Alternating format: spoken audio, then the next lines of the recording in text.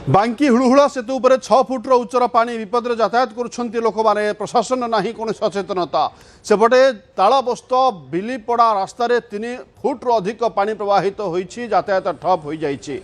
बांकी बिंधाणीमा मुख्य रास्ता बुड़ी यातायात बंद होता हुलुहुलारे बन्या पानी आज सकाळु 5 फुट्रु अधिक प्रवाहित होउछि जेउथिपै उत्तर बांकीर 3 पंचायत बांकीरु संपूर्ण भाव विच्छिन्न होइछि। सेहीपरि पथपुर पंचायतर 2 गाँ कईमुंडी एवं चारि घरिया एवं संपूर्ण पानी घेर रही लोक माने गृहपालित जंतु को सुरक्षित स्थान को नेउछन्ति। चित्र आप देखुं बांकीर किभଳି भाव लोके छातीए लेखाएं पानी रे अति आवश्यक जिनिस को नहीं नदी पार होउछन्ति एवं सुरक्षित जगह को मध्य यातायात करुछन्ति। बांकी हुलुहुला सेतु उपरे 6 फुट उच्चर पानी प्रवाहित होउछि विपद रे यातायात करुछन्ति लोक माने प्रशासन किंतु सचेतनता नथिबा कथा अभियोग मध्य हेउछि। सेपटे तालबस्त एवं बिलीपड़ा रास्त 3 फुट अधिक पानी प्रवाहित होई यातायात ठप होइछि। अधिक सूचना पाई सुशांत साहू जोड़ी होइछन्ति फोनलाइन रे। सुशांत, एठी जना पडुछि जे स्थिति केमिति गंभीर रहिछि? हाँ, निहाती भाव लक्ष्मी कहवा महानदी रे बढ़ी आसवा पर स्थिति संपूर्ण भाव गंभीर हो जाइए। कारण सकाळु कथा कहवा सकाळु सकाळु स्थिति रे किछि वर्तमान सुधा किछि परिवर्तन होइछि। वर्तमान मुंडली ठारे महानदी रे 8 लाख क्यूसेक पानी अतिक्रम करबा परे बांकी अंचल रे विभिन्न जगह रे पानी पसिछि। कईमुंडी कथा कहवा बिलीपड़ा कथा कहवा एवं सबुठारु बड़ कथा हुलुहुला सेतु उपर प्राय 3 फुट्र पानी प्रवाहित हेबा परे यातायात संपूर्ण विच्छिन्न हो जाइछि। 3टी पंचायत बाह्य जगतरू बर्तमान विच्छिन्न होइछन्ति। अन्यपटे बड़म्बार अधिष्ठात्री देवी मां भट्टारिका मंदिर रे 5 फुट्र बन्या जल प्रवाहित होता बेले भट्टारिका मंदिर को जीवा पूर्व जो रास्ता रही से संपूर्ण जलालभ हो जाती सी बाह्य जगत विच्छिन्न होती। सबुठारु बड़ कथा कहवा हुलुहुला सेतु रे वर्तमान मुंडे मुंडे पानी भितर लोक मैंने विपद संकुल यातायात करुँच किंतु प्रशासन पक्षर कौन सचेतनता नहीं।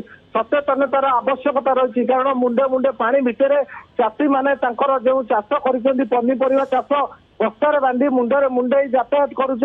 अन्यपटे जहाँ एसआरसी पक्षर सूचना रही कि आज पुणी 9 लाख पानी अतिक्रम करने पर स्थिति गंभीर हो कारण यही 8 लाख पानी रही तलिया अंचल को गोटे बड़ टेंशन दौर। अन्यपटे टिगिरिया कथा कहवा बड़म्बा कथा कहवा बांकी कथा कहवा हजार हजार हेक्टर चाष जमी संपूर्ण भाव नष्ट हो गलानी। चाष जमी रे मुंडे उंचर पानी जमी रही कार धान तली संपूर्ण भसई नहीं तो कार पनीपरिया चाष बाइगण पोटल कथा कहवा भेंडी जनी कथा कहवा संपूर्ण चाष क्षयक्षति होती। आउ किछि समय पर मुंडली रे जतबे महानदी रे 9 लाख पानी अतिक्रम करिबो स्थिति संपूर्ण भाव गंभीर आड़ को धीरे धीरे जाउछि बोली जा कहि परिबा। लक्ष्मी, निहाती स्थिति आहरी गंभीर होगा जाऊँगी। अंपटे पानी आसवा आरंभ है मध्यम बन्या स्थिति सृष्टि हो पाए जहाँफल चित्र सामना को आसूँ। तेज जो विपद संकुल अवस्था लोक मैंने जावासवा करुँच प्रशासन उपर विशोद्गार कहीं सचेतनता करा निहाती भाव में कहवा मुंडली ठारे बारंग पुलिस पक्षर एक सचेतनता ब्यानर लगी जेहेतु महानदी पानी बढ़ी महानदी रे कई स्नान शौच करतु ना जो कैवर्त मैंने रही माछ मारे बारण कर से नदी कूल डंगा गुड़िक बांधी रही पानी भितर को जाऊना। अन्यपटे जदि कहवा बांकीर जो हुलुहुला सेतु रही से हुलुहुला सेतु उपर मुंडे उच्चर पानी रही बांकी प्रशासन केवल नीरव दस्ता साजिश। उभय पटे लोक मैंने रुंड जमाउछन्ति जो चाषी भाई मैंने निहाती पनीपरिया बिक्री कले घर चले से मुंडे पानी भितर पनीपरिया को मुंडे पानी भितर यातायात करुछन्ति।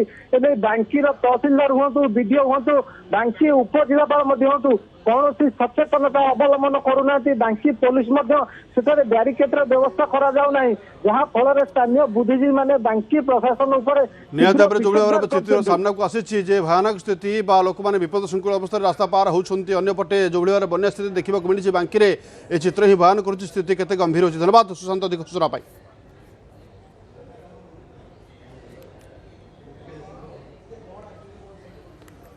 एबे महानदी आसला प्रबल बन्या जल मुंडली और जोब्रा वृद्धि पाउछि बन्या जल सकाळ 6टा सुधा मुंडली 8.13 लाख